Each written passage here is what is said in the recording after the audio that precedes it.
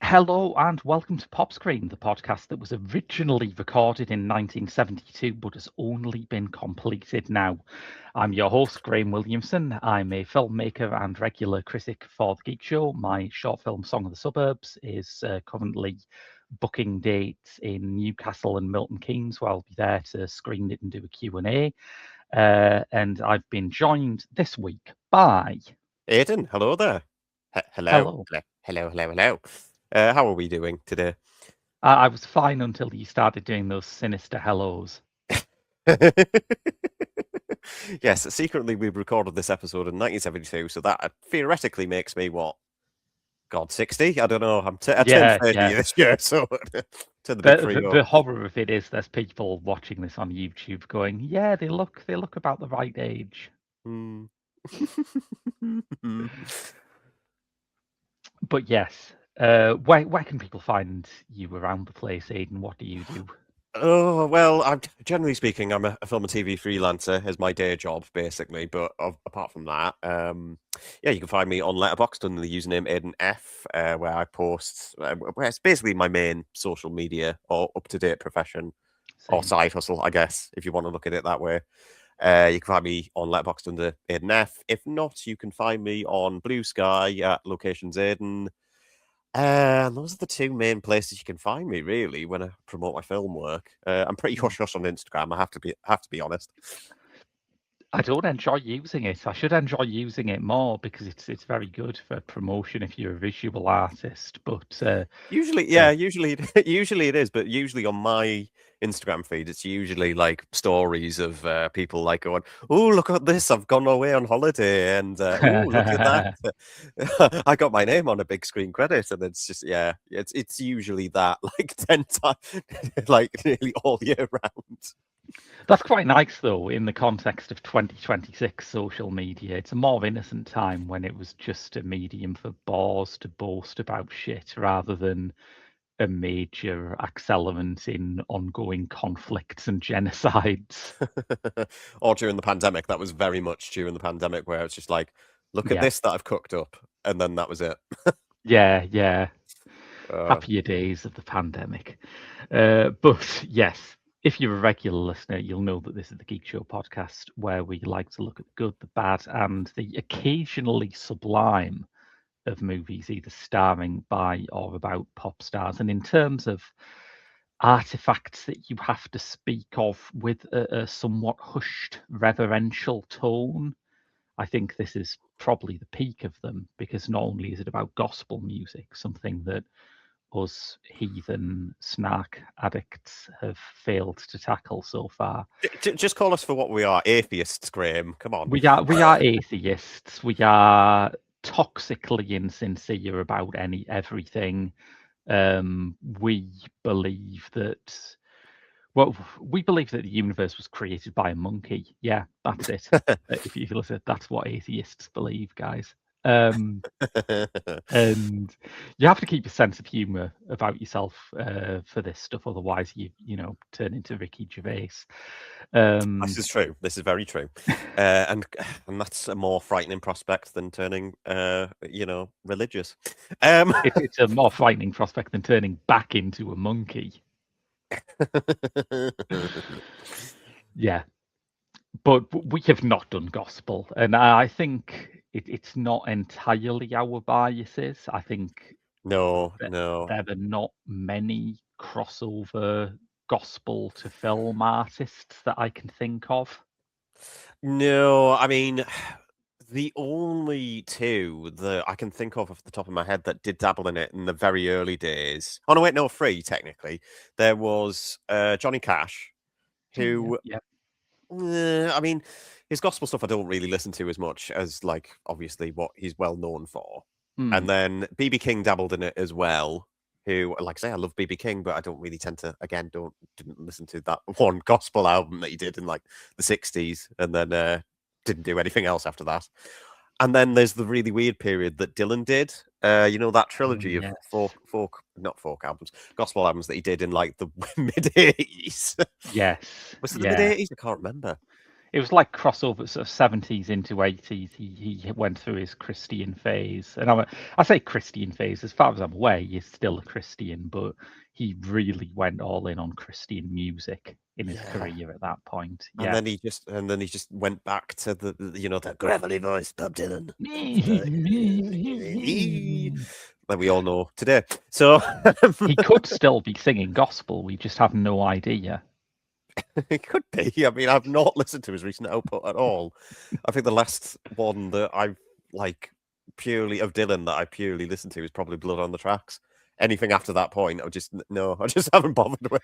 That's quite intransigent. Yeah, I was trying to think when my sort of Dylan cut-off point was. I like some of the songs from Together Through Life, but yeah, Maybe a little it's bit of not. time out. Maybe a little bit of Time Out of Mind as well, which is Time one. Out of Mind's a Yeah, good record. Yeah, yeah. And then after that, I just went, yeah. It's a bit, yeah. Anyway, back on point, back on track, because there's going to be a lot of detours before we before we even talked about gospel. Hmm. I think if you're going to do a gospel record, or even like, oh, what's the word? Like, do it faithfully, I guess. I think there's only one Good choice of artist. word. Yeah, I think there's only one artist who I think could probably do it justice, and that's the lady who we're going to talk about today, which is Aretha Franklin. Everyone. Yes, because she is far from unique in terms of like black artists from the 1950s and 1960s often Mm, had roots in gospel, particularly if they were primarily singers. It's a pretty obvious place to learn your craft, yeah. given how important gospel is to African American culture. But she was unusual in that, unlike Ray Charles or, other similar artists, she went back at the peak of her career. She went back to record a live concert album of gospel music, Amazing Grace, which Mm. was, I don't think it still is, but for a time it was the biggest selling gospel album ever. It is mentioned in the opening credits, isn't it, for The Mm. Amazing Grace, the film that we're talking about today? Because it might not be now, because it's like since the release of the film, it's like God knows, 2018, so like 7 years into the 2018. yeah, 7 8 years into the future now. So it's just like there's probably something like maybe I don't know, a weird Kanye West album in the Oh interim. God, yeah, I I hadn't thought don't of that factor. I don't know. Yeah, yeah. Pete Hegseth slurs drunkenly along to the classics. That'll be it. Yeah, Um, yeah. but yeah, this was a risk for her. She was at the peak of her success as a singles artist, as a soul artist. Mm. She, of course, has this list of songs. I found myself, when I was doing the research for this, I was like looking through the list of Aretha Franklin singles, and I found myself just involuntarily going, ah, after every name. It's like Mm. every single song she did just gives you that like happy little glow as you remember how it goes, which I don't think Oh happened yeah, before. yeah. As part of my research, I listened to oh, what was it again? I think one of them was Spirit in the Dark. I think was one of them, which is one Okay. of her 70s albums, which is probably my favorite out of Aretha's discography. And of course, the other one is the one with Respect on it, which I am just going to Google now because I've completely forgotten the name of the album. There are some albums that are always the one with the big hit on it. And Yeah, yes, but there's more than just that. I Never Loved a Man the Way I Love You. That was yes, one. You'll recognize the album cover if you typed it into Google.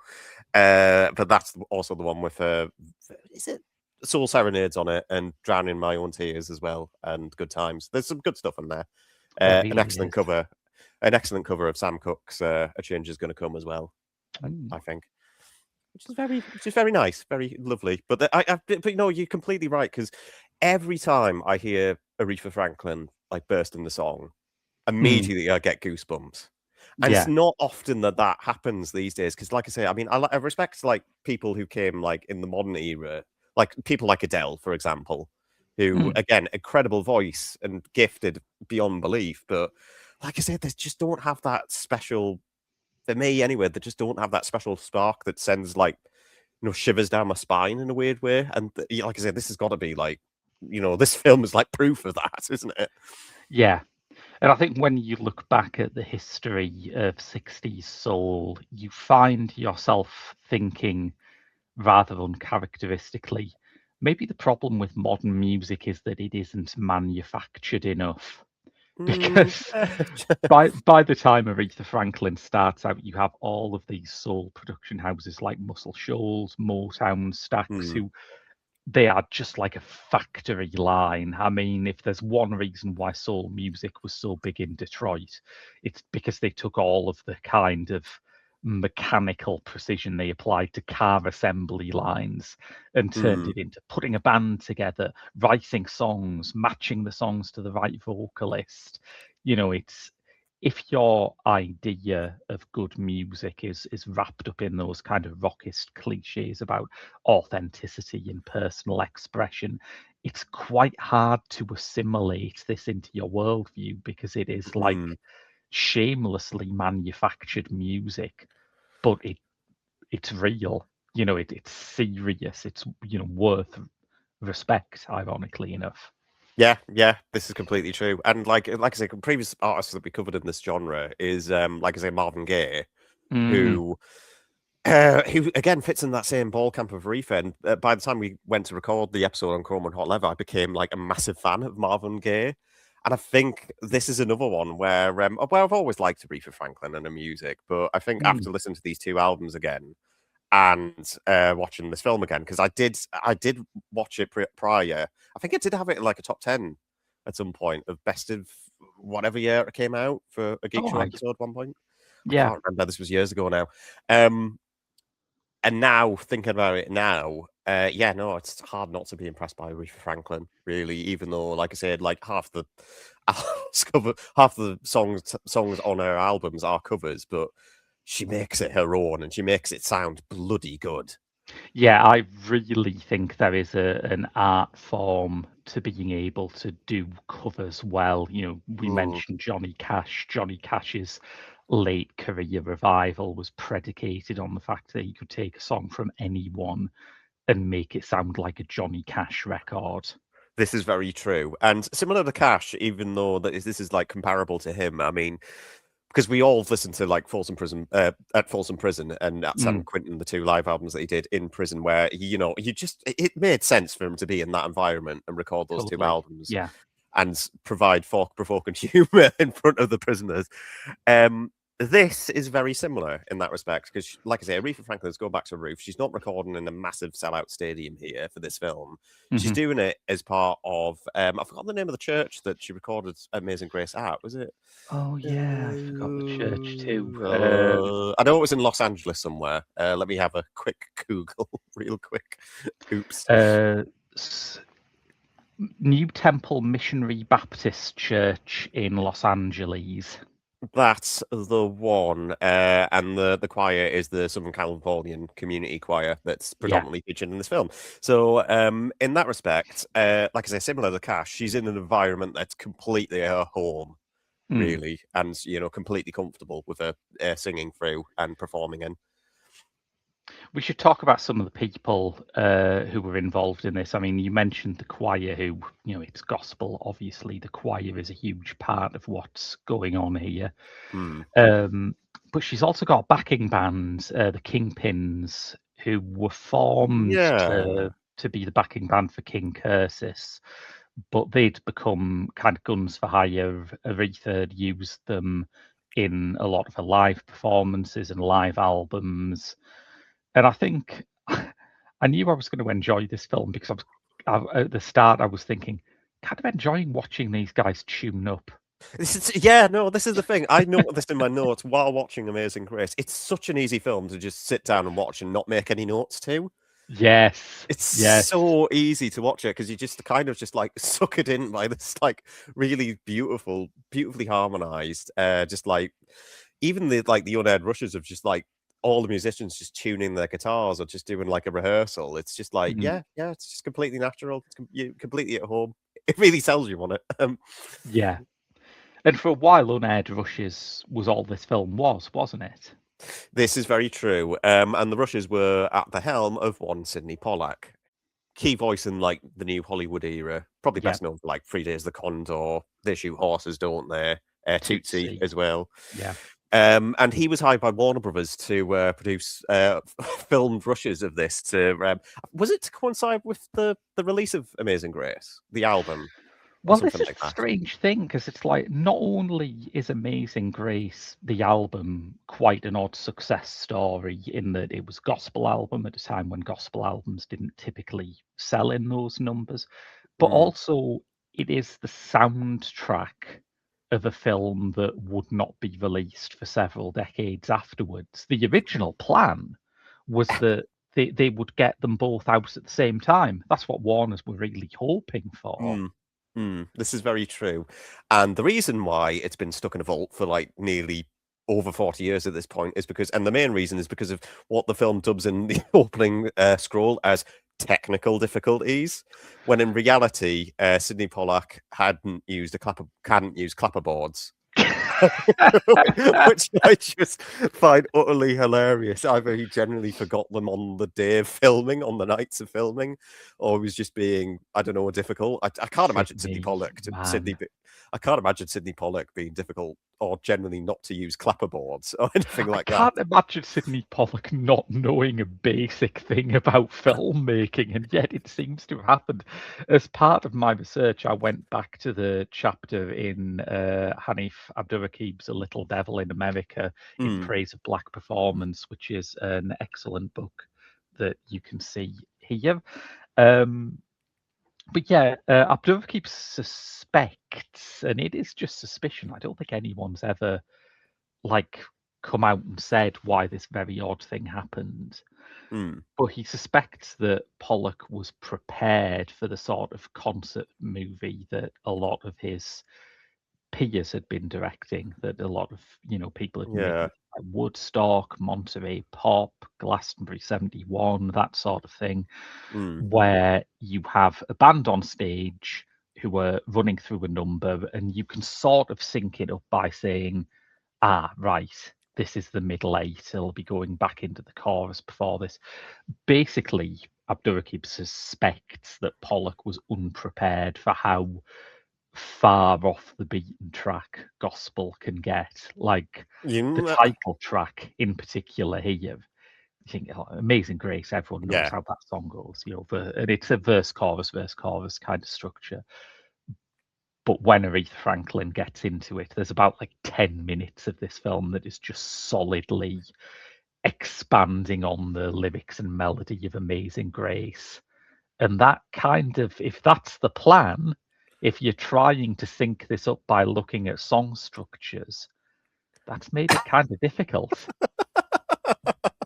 It's I think Sydney, I think clapperboards are necessary for this. Just raise my hand Yeah. in the air. It's you can't not do that.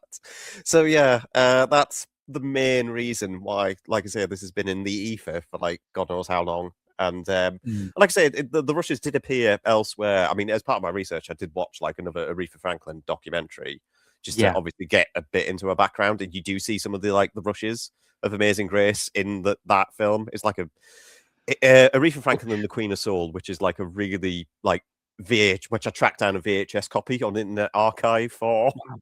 which is really it's a really obscure one. And when's that from? When's that movie? When was that made about? Uh, 1988, which and like I say, it's never seen another release since then. Mm, So like I say, you can only find that in Internet Archive, everyone. Which hmm. interesting. Now, I wonder if that was the documentary that Alan Elliott saw, because this film is not credited to Sidney Pollack. I guess it's like No. No. It's an example of that old Orson Welles dictum that film is made in the editing room. Sidney Pollack may have shot it, but Alan Elliott made it. And I was doing some research on Alan Elliott because I did not know who he was. I did not know how he ended up with, Well, this Well, I treasure. googled him as well, and I didn't Mhm. realize he had like the reason why this added like an extra 20 minutes because he made an attempt to make this in like the early 2000s or something like that. Yeah. And because of that, Aretha Franklin found out about his attempts and sued him, which I didn't even realize this was the case. But I've forgotten the reason why she did, because she's using her image for something, which Yeah, like this is one complicated of the waters. things. This is one of the things that's talked about in Abdul Rakib's book. That basically Elliot saw like the minute or so of footage from the Amazing Grace shoot that had been released, possibly, as I say, in that documentary, Mm, and he was astonished, that this had never been released. He wanted to go and do it. Franklin blocked the film's release in 2011 because she hadn't been guaranteed full compensation for it. And there was like about right. 4 years of lawsuits after this. And the quote that she had in 2016, when all this wound down, was justice, respect, and what is right prevailed, and one's right to their own self image. So Right. this is, I was prepared to be a bit down on the project after this because it was released posthumously. Aretha Franklin had been like uneasy about it getting out there. And then she passed away. Yeah, it's Mm, but I think they did get consent from the family estate or something they like that. did. Yeah, Yes, yeah, and in yeah, fact, it was the estate who'd contacted Elliot after she died and said, "Look, we'd really like this to be released." yeah, yeah, and yeah, I'm finally glad to see it the light of day. See it the light of Mm, day because it is like a mad Orson Welles journey this film has taken, isn't it? yeah, yeah. Yeah, where it's taken like 20 years, and plus the original director who shot the footage died in the meantime as He well. So. had, yes. Yeah, he died like a year after Elliot acquired the footage, and he was involved enough to have sent Warner Records a memo before he died saying, "Just make sure Alan finishes it." Mm. Which is So, lovely in a lot of ways because you yeah, got a lot of people who have given their like I say, the consent to finally get it done, basically. yeah, and I think it lived to a great degree in the minds of the people who were involved in it. It stayed in people's heads as unfinished business. I note that when Jerry Wexler and at the corner of Atlantic Records, and the man who was hugely involved in signing a lot of major soul artists back in the Mm. 60s, when he died, the version of We're on Our Way from the Amazing Grace album was the walk on music at his funeral. Oh, oh, yeah. So it's quite a big thing for something that was this. I guess this is soul equivalent of hearing that The Wicker Man and Don't Look Now were released on a double bill, where you're just like, what? Wow, you just threw both of those together. This was Mm. originally going to be on a double bill with Superfly. Oh my God, can you imagine that? Yeah, That's in a lot of ways, that's weirdly wicked and seriously cool. But even so, it's quite odd because they are both like major films for anyone who was into that generation of soul artists. But also, it's like Superfly is a film where the hero's a drug dealer. yeah. It's quite a weird choice to stick a gospel. Maybe they would stick it on afterwards, and after you've watched Superfly, you can have your soul blessed by Amazing Grace. The power of Christ compels you moment. Yeah, Yeah. yeah, yeah. It's yeah, no, I can see that working in a weird way. But yeah, that's such an odd pairing, isn't it? Um, Is yeah, I can understand someone doing it now because Superfly has this legendary status based largely off its soundtrack album, but surely at the time there would have been a sense that Superfly is just a black exploitation film, isn't it? We got this guy to hmm, do some songs for it, but it's not going to be iconic or legendary. They kind of, maybe they did know before the release. Maybe as soon as you hear Freddie's dead, you think, ah, shit, yeah, people are going to remember this for decades, aren't they? Yeah, yeah. Anyhow, back onto Mm, the topic of discussion. This is your first time watching it, isn't it? it is, yeah, yeah. Yes. Okay. How did you feel watching it? In terms of like speaking as someone who's not a fan of, well, I'm not. I wouldn't even say that. Who's not accustomed to listening to gospel music. Yeah, that's a good question because I remember I found it, as I said, immediately immersive. Like when the kingpins are tuning up, you just sort of Mm, watching it and thinking, I love the atmosphere of this. I love the era of this. I love the fashions of this. Surely by the time the music gets in, it's going to be the cherry on top. And for a yeah. while it is. For a while it is. I must admit that for someone like me, like 88 minutes or however long it is still quite a long time to listen to gospel. And I did True. feel my attention flagging a bit towards the This end. this is very true. If only because I think it does have. I mean, watching it now because, like I said, I did have it in my top 10 of Mm, 2019 when it came out originally. I think it has knocked half a star on rewatch, and I think that's because, like I said, that there's a bit of a stop-start structure to it, isn't there? yes. In a weird way. And that's partly because there's Aretha Franklin does a number, like whether it be like say something like Amazing Grace, Holy Holy, Climbing Higher Mountains is another one, I believe. Mm. But then you've also got in the middle of it, I've forgotten the fella's name, the Reverend. Is it Reverend James Cleveland. yeah.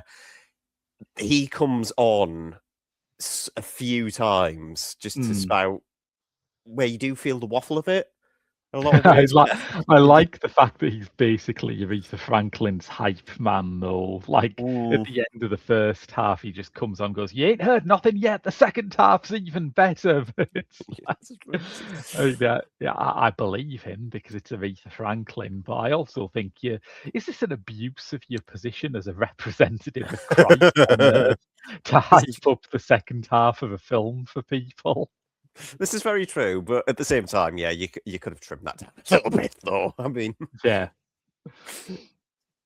Yeah, he has some interesting comments. Again, Abdul Rafiq picks up on the bit where he says that people are saying Aretha's come back to the church, and, mm, and I say to them, and this roar from the audience is absolutely everyone knows what's coming next. It's his affirmation that she never left the church, and yeah, yeah, I didn't mind him really. Yeah, I think that if you're gonna get anyone to deliver this stuff, American Preacher just has that absolute cadence for it to make it really enjoyable. this They're is true. Yeah. better they're better entertainers than the Church of England because I Mm. grew up with. Oh God, yeah, no, completely with you there. And like I say, like I say, this kind of environment makes gospel fun, doesn't it? So, Yeah, and on top of this, I mean, he's also quite Cleveland's also quite. Of course, he's enamored with Aretha, but he's also quite human as well. yeah, He shows it a yeah. lot of the time because this is a very fly on the wall concert film in a lot of Mm, sense. And you do see like I say, and we're too accustomed to concert films being like Stop Making Sense by Talking Heads and Jonathan Demme, or the Last Waltz by Martin mhm. Scorsese and the band. With this, it's like I say, you just see every like again, not false note, but every sort of like second rehearsal. Like before, like Yeah, the Higher Mountains number, Aretha Franklin does stop the first take because she's mm, not giving it her all or something like that. I can't remember the exact reasons. And then before going ahead into the song as a second attempt. And I mm, like those little moments. There's another little bit where Cleveland gives like asks the audience to, or asks like a crew member to give Aretha a bottle of water just while she's like drenched in sweat, but she's like singing her yeah, heart yeah. out. Which I quite like those little tidbits around the edges of it. It makes it like a little bit more intimate, I guess. Something that I was wondering, in terms of both those moments and the film's basic structure, is whether it would have had that structure had Pollock finished it. Because, yeah, it's recorded over 2 nights. Most concert films really are recorded over multiple nights. I'm sorry if I've shattered the illusion for everyone, This is very true. This is very true. but it tends to be the case that a concert film is like a patchwork of the best shots and the best performances of usually about 2 or 3 nights shoot. So I wonder if, had he been able to finish the film himself, would Pollock have edited it to make it look like it was one continuous concert? This is very true. Like I say, but you don't know whether how much footage was in the vault, do you? I mean, Mm. this is kind of the double-edged sword that you've got to think about.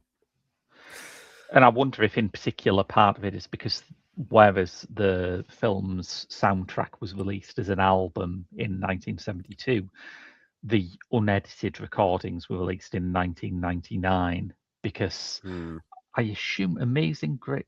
Oh, actually, the original Amazing Grace was a double album. It was like 86 Yeah. minutes long.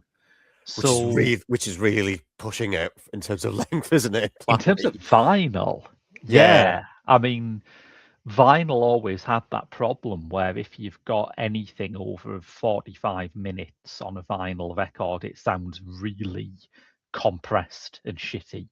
And if you're ever wondering why people were originally excited about CDs back in the 1980s, I recommend you find a vinyl copy of 3 Feet High and Rising by De La Soul and just listen to it, because it's about like 55 minutes long, and just listen to that and think, yeah, it sounds tons better on CD, doesn't it? So yeah, there's some albums that aren't built for vinyl at all, are there? Yeah, this is the thing. As speaking as someone who has, and I don't mean to diss vinyl at all, because for Christmas I have got a vinyl player. I did get one for Christmas finally, so no, I'm slowly filling it up. But yeah, I'm not entirely sure if I will get Aretha Franklin on vinyl eventually, but if it would be Amazing Grace or not is just probably not.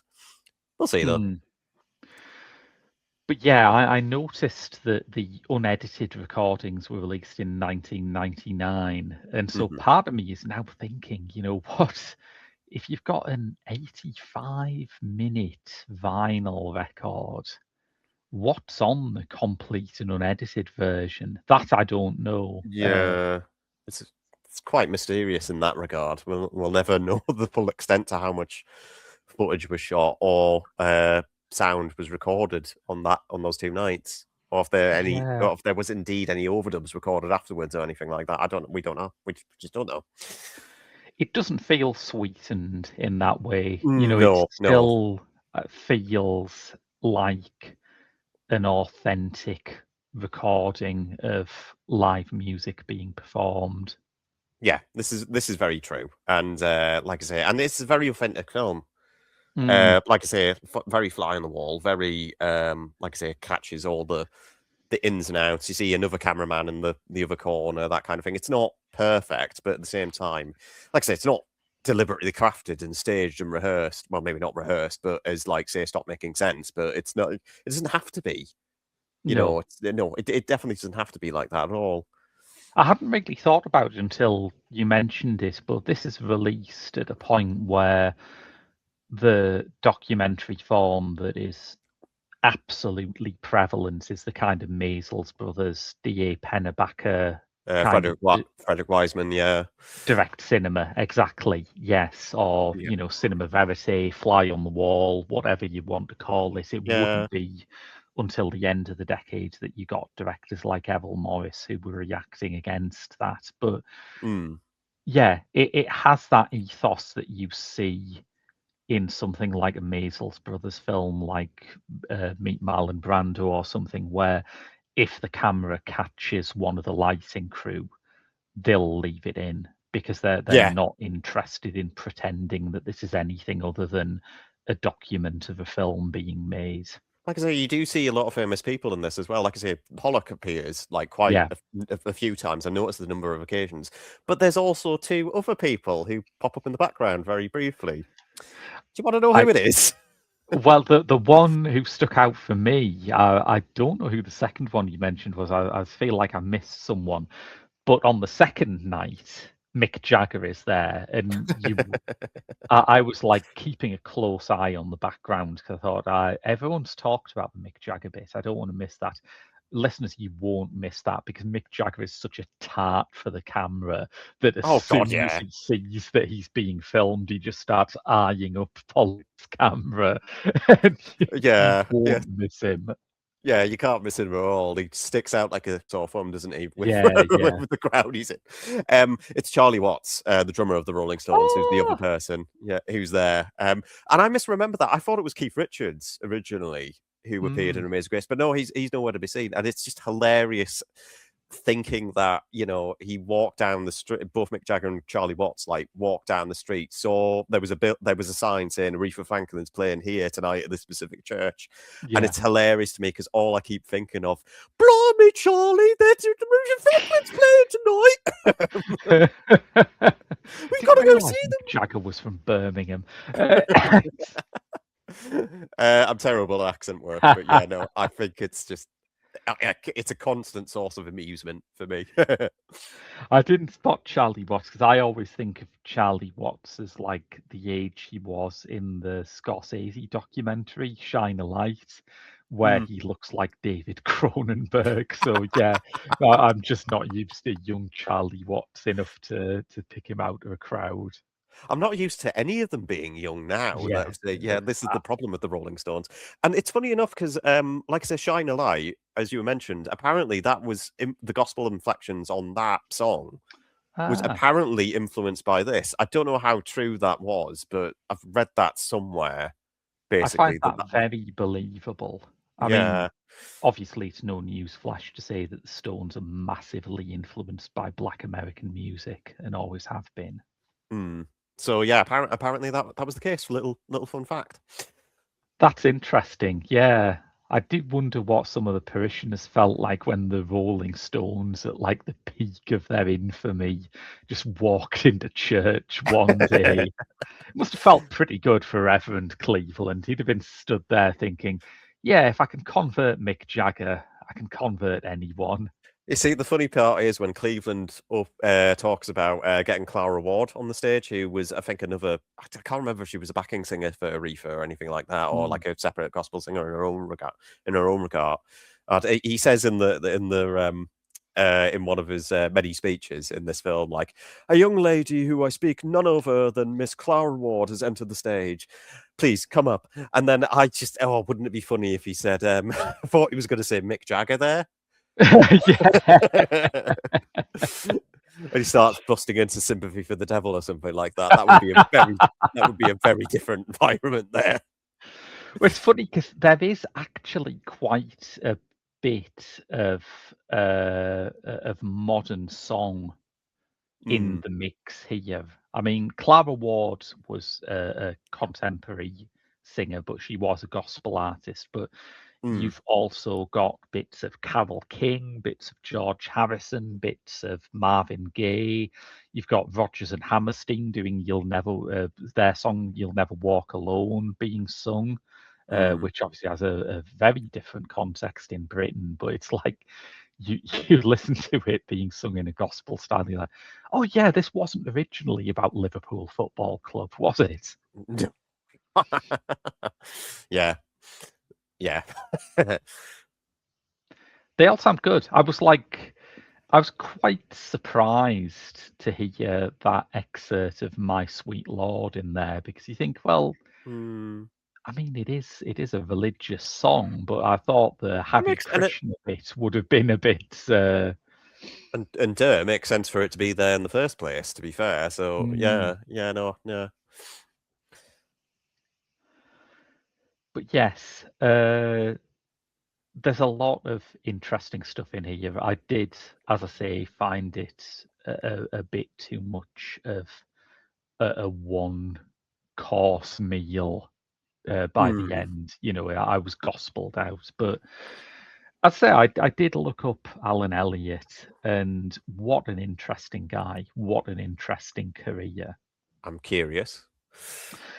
Well, his background. he he came into this project because he was involved in film production and he was involved in A&R, and so there's an obvious kind of meeting point for a Mm. film about music. But before that, he was actually signed up to Warner Brothers in the mid '80s as a songwriter, and Ah, he could have had a great career had he not immediately been signed up for one of the all-time legendary disasters of American television. uh, Are you familiar with cop rock? no, no, I'm not. This is a blind spot for me. This is a strange black mark on the career of one of network American television's great creators, Stephen Bochco, who made NYPD Blue. Right. But at some point in the mid '80s, he watched Dennis Potter's The Singing Detective, and All right. rather than being knocked flat by the genius of it, as I was, he thought, "Oh yeah, I could do something like that." And Cop Rock, America's first and last musical police procedural, was born. That is a genre that mix-up that I never knew. In a weird way, I kind of need, but at the same time, God's sake, that sounds really tacky. It's like really unfortunate because of. Have you seen The Singing Detective, by the way? No, I haven't seen The Singing Detective. I've heard of it, but like I said, not seen it. Carve out some time to watch The Singing Detective. Aside from anything else, Michael Gambon's performance is still, I think, the greatest television performance in history. Fair enough, yeah. Um, but the other thing about The Singing Detective is that there is a perfectly cogent reason for there to be musical numbers in it. That Gambon's character, Philip Marlowe, writes novels set during the Blitz about a nightclub singer who moonlights as a Mm, detective. As he mhm. loses his grip on reality, the musical numbers start coming into his world. You Oh, know, wow. the show is partly, as Potter's work often is, about nostalgia and childhood. So there's a story sense for it to be this kind of nostalgic 1940s jazz. So, for Mm, something that seems like a load of very bizarre, mismatched elements, everything is very carefully worked out. There's a clear logical through line yeah. to every sort of decision that he's making.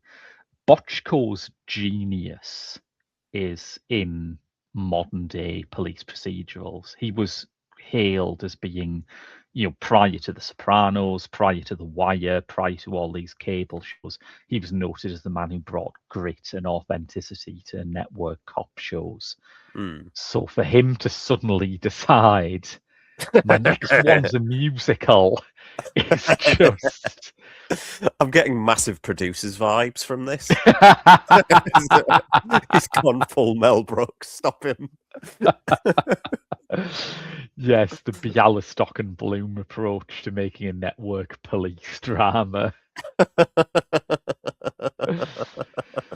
Oh, But credit to Alan Elliott because he came back from that. He had a very successful career in A&R. He worked with Prince. He signed Eels to DreamWorks, and I love Eels. He oh wow. Okay, so we can thank him for all the Shrek needle drops of eels. yes, the Fair Shrek enough, right? Okay. soundtracks would be radically different without Alan Elliott. And he also worked with our former topic of discussion, Miles Davis. Oh, fair enough. What on with Davis? Is he just I generally, don't. or Yeah, I didn't find that out. I assume he would be working with him around the era that we were talking about when we did that Patreon episode about Dingo, Okay, because that interesting. would be like that early '90s time is about when cop rock crashed. Right. Uh, so I assume he went back to A&R after that. Certainly, if he signed Eels, that would be mid '90s. So yeah, Oh yeah, no, definitely. Yeah, towards the end yeah. of Davis's life, he would have been working with him. Ah, interesting. Very interesting indeed. And the Oh. other artist he worked with, which is going to have a direct influence on his new career as a director of documentaries, he worked with George Clinton. I saw this. Yeah, I saw he's doing a project with Clinton on Funkadelic or something like that, isn't Yes. he? I did notice this. Yeah. And I'm so excited about that because I love George Clinton. I think Mm, everything that man does is magic. We've covered Cosmic Slop, the anthology series that he did. He was like the host for in the mid 90s. hmm Uh, HBO, I think it was a HBO thing. They had a policy that if they were going to launch an anthology series, they'd do like 3 half-hour episodes. And if it didn't get picked up for a series, they would just combine them as like an anthology film. mm. And Cosmic Slop was one of the ones that didn't get picked up. So you can find like an hour and a half of this film with George Clinton's Ah. floating head linking the segments. And it's great. I wish it had been picked up, because it is like a sort of Afro-futurist version of the Twilight Zone. It had so much promise. I have seen like some of the clips from that as well, and it's very much like that. You know what this reminds me of? Like when Alan Elliott worked with George Clinton. Mm. Are you aware of Alex Winter? The- Of course, everyone knows him as an actor mm. and as one half of Bill and Ted. I just love the fact he has a side career as a documentary filmmaker, and Yeah, one of he the did that. He did that Frank Zappa documentary a few years back, That's didn't what I he? was going to link it to, because he did that Frank Zappa documentary like a few years back, and there's me, a massive Zappa head, just rubbing my knees vigorously just at the prospects of this, and it's just like, oh my god, I love that. Yeah, it's I often find it endearing when celebrities are just a massive nerd about something. So I could definitely go for a few more of these projects. John Danielle, if you want to make a documentary about Dungeons and Dragons, Mm. feel free. It might keep you from doing a new Mountain Goats album, but that's fine. I'm sure there'll be another 7 in the same year. Yeah, this is very true. But yeah, I think any final there's a couple of final notes that I want to touch on with Amazing Mm, Grace as well, and what Elliot's done to bring this finally to the table. Thank you, Mr. Elliot. yes. Um, Were you aware of Aretha's Franklin? Fuck me. That's the plural form. That's if there's more than one of them. Keep that in, please. Were you aware of Aretha's father? Was what I was I meant to say.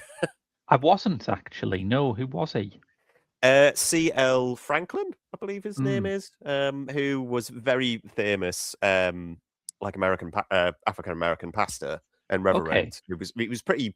I think he was pretty powerful in like the early days of during the civil rights movement as well. He was good friends with Martin Luther King, but he was All like one of the right. first. He was one of the first black reverends to actually bring like sermons and get them on tape and get them recorded as well. It's Ah, pretty influential. But he was also obviously a massive influence on Aretha's life, and he comes on here in Amazing Grace as well to speak. Gives a really lovely speech to his daughter, I think, yeah. which is really quite nice. But were you aware of how what happened towards the latter end of his life as well? No. Um, he got he got involved. Well, he wasn't. He was a victim of an attempted robbery, apparently, and he ended up getting shot, and he ended up being in a coma for 5 years straight, basically, before sadly Good passing away. God.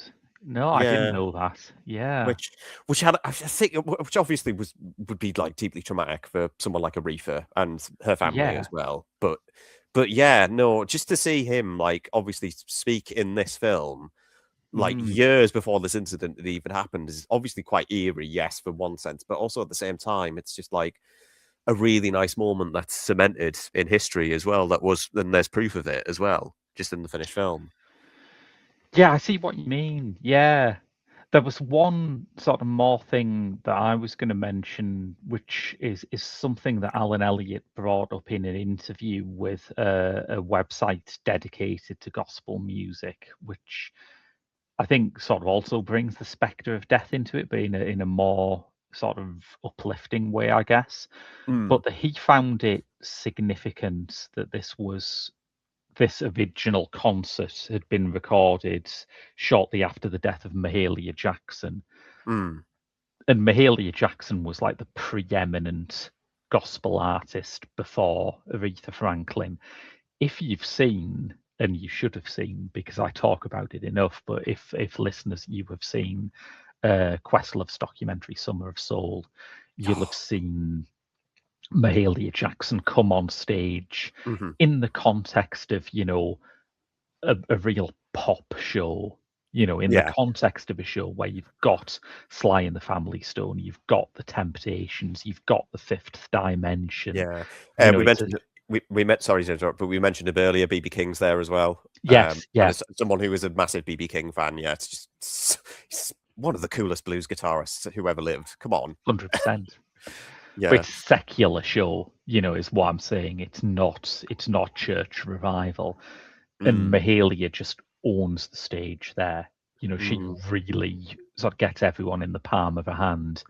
So I think there's kind of a poetry in like passing the torch on mm, to someone who also has that kind of ability to go back and forth between popular music and religious music. mm. This is I very think true. Yeah. it adds a bit of extra significance to a film that is already remarkably significant. This is totally with you there. I'm just going back to it's been a while since I've seen Summer of Soul actually, but it's one of those concert films that is just like an It's archive great. documentary. So fucking good. But I was starstruck by the Nina Simone performance in that as Yes, well. It's so good, and I never really delved into much of Nina Simone's work, but the way she just like commands the stage in that thing, I blimey. love, yeah, I love Nina Simone in general, but watching videos of her performance, it's just like there's a documentary. I forget who made it. Yeah, I'll have to look that up. But the documentary "What Happened, Miss Simone" that came out about 10 years ago Oh, okay. has bits of her like dealing with bad behavior in the audience in the middle of a song. Like she's just sort of playing Cinnamon or something. She goes, put the camera down and just carries on playing. Yeah, Oh god, she was a character, wasn't she? I Nina mean, Simone. when Nina Simone tells you to do something, you fucking do it. Exactly. Oh, But yes, I think that about wraps things up for Amazing Grace, yeah. right? Yeah, no, it Yeah. definitely does. Yeah, yeah, yeah. And like I said, we could have done like a majority of things for Aretha Franklin because we could have done like Blues Brothers, which, Yeah. well, I don't mean to diss Blues Brothers.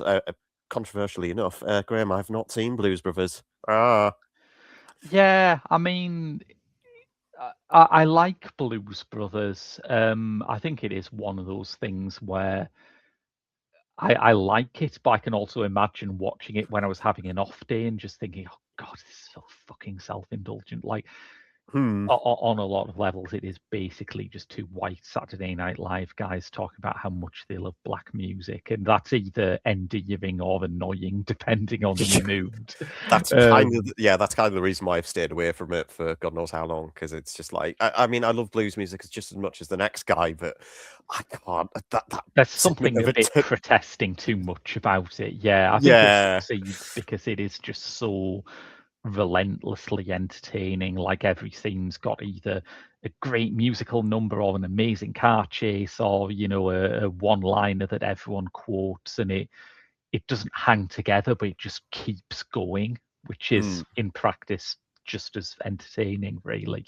yeah, yeah, this is true. But in terms of like, I can't imagine Aretha Franklin being. Well, no, I did hear she does have a bit of does give a good performance in that.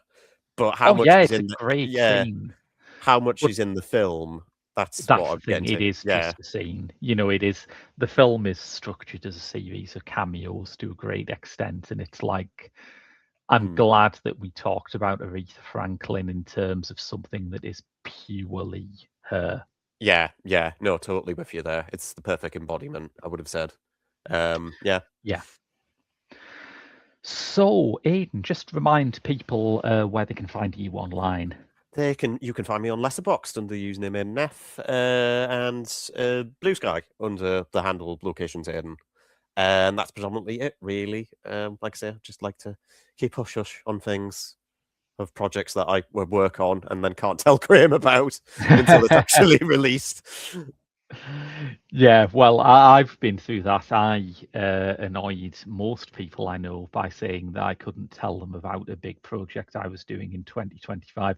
That turned out to be the BFI funded documentary short, Song of the Suburbs, about the history of suburbia in Britain, which is currently touring the UK. You can check out my website, grahamwilliamsonfilms.com, to find out about new screenings. Follow me on Instagram at Graham W Film, or just look on Letterboxd. Just search for Graham Williamson on Letterboxd. But as for my other work, you can find a lot of it by going on the Geek Show Patreon at www.patreon.com/The Geek Show. We've got a new Patreon exclusive episode of this show about the recent crime horror hybrid A Desert, starring David Yao of the Jesus Lizard, coming on very soon after this. And we've got a lot of other features that we're working on coming up later this year. I'm going to be launching a new arts and culture podcast with Matt Cunliffe, which will only be on the Geek Show Patreon. So once again, www.patreon.com/The Geek Show if you'd like to back us there. But we'll be back in a fortnight's time on this main feed. Until then, I've been Graham. And I've been Aidan. And we'll see you in 2 weeks' time.